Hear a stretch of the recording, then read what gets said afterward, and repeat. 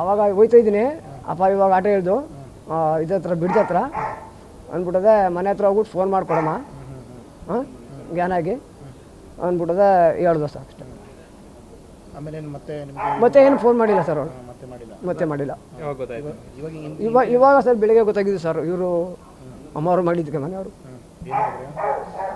ನಿಮ್ಮ ಮಗಳು ತೀರೋಗ್ಬಿಟ್ಟಾಳೆ ಅಂತ ಹೇಳಿದ್ರು ಸರ್.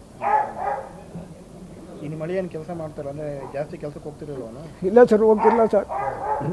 ಅಂದರೆ ವಾರಕ್ಕೆ 2 ದಿನ ಕೆಲಸಕ್ಕೆ ಹೋಗೋಣ ಮತ್ತು ಮನೇಲೇ ಇರೋಣ. ಏನಕ್ಕೆ ಮಾಡಿರ್ಬೋದು ಅನ್ನಿಸುತ್ತೆ ಹಿಂಗೆ ಸರ್? ಇಲ್ಲ ಸರ್, ಏನು ಅಂತ ಗೊತ್ತಾಯ್ತಿಲ್ಲ ಸರ್. ಅಲ್ಲಿ ಏನು ವಿಚಾರ ಗಂಡ ಹೆಂಡತಿ ಜಗಳಾಡ್ತಿದ್ದು ಅಂತ? ಏನು ವಿಚಾರ ಅಂದ ಸರ್, ಅವರಲ್ಲಿ ಅವಳು ಏನು ಹೇಳ್ತಿರಲ್ಲ ಸರ್ ನಮ್ಗೆ.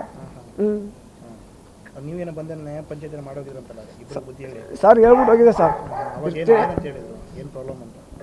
ಹಿಂಗೆ ಕುಡ್ಕೊಂಬರ್ತಾನೆ, ಅಷ್ಟೊತ್ತಲ್ಲಿ ಬರ್ತಾನೆ, ಇಷ್ಟೊತ್ತಲ್ಲಿ ಬರ್ತಾನೆ, ಬಾಗಿಲು ತಡ್ತಾನೆ, ಇಲ್ಲಿ ಮನೆಯವ್ರು ಬೋಯ್ತಾರೆ ಅಂತ ಹೇಳ್ದು. ಇಷ್ಟ ಬಂದಂಗೆ ಎದ್ದೋಗೋದಂತ, ಇಷ್ಟ ಬಂದಂಗೆ ಬರೋದಂತ.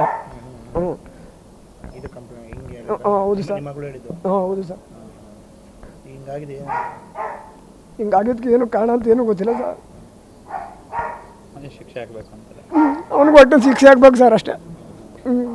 ಎಷ್ಟು ಜನ ಮಕ್ಕಳು? ಇಬ್ಬರು ಸರ್. ಇವರು ಇವ್ರು ಕಿರಿಯೋಳು, ದೊಡ್ಡವರು ದೊಡ್ಡವ್ರು ಮದುವೆಯಾಗಿದ್ದಾರೆ ಸರ್. ನೀವೇನು ಕೆಲಸ ಮಾಡೋದು? ಸರ್ ಫಸ್ಟ್ ಆಟ ಓಡಿಸ್ತಿದ್ದೆ. ನಮ್ಮ ಮಿಸಸ್ ಅವ್ರ ತಂದೆ ತಾಯಿ ಎಲ್ಲ ತೀರೋಗ್ಬಿಟ್ರು ಸರ್. ಅವ್ರಿಗೆ ಯಾರು ಗಂಡು ಮಕ್ಳು ಯಾರು ಇಲ್ಲ. ಅದರಿಂದ ನಾನು ಊರಲ್ಲೇ ಉಳ್ಕೊಂಡು ಅಲ್ಲೇ ಯಾವ ಸೇವೆ ಮಾಡ್ಕೊಂಡಿದ್ದೀನಿ. ನಿಮ್ಮ ಮಗಳು ಏನು ಓದಿದ್ರ ಇವರು?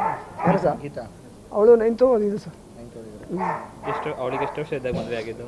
ಹಾಂ, ಎಷ್ಟು ವರ್ಷ ಇದ್ದಾಗ? ಅವಳಿಗೆ 18 ತುಂಬಿತ್ತು 18. 18 ನಡೀತೈತೆ ಸರ್. ವರದಕ್ಷಿಣೆ ಕೊಡಿ ಅಂತ ಏನಿತ್ತು?